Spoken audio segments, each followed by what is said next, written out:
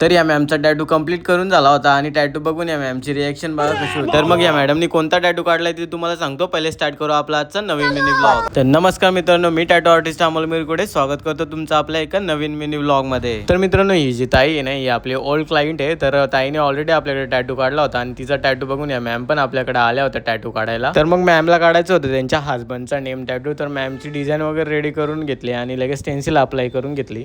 तर मग जसं टॅटू कंप्लीट झाला तर मॅमला बोललो मिररमध्ये चेक करून घ्या। तर मॅम जेव्हा मी मिररमध्ये चेक करायला गेली तेव्हा त्यांची रिॲक्शन बघू शकता तुम्ही। मॅमला हा टॅटू भरपूर जास्त आवडला। तर मग चला तुम्हाला पण दाखवतो मॅमचा टॅटू कसं झालाय ते।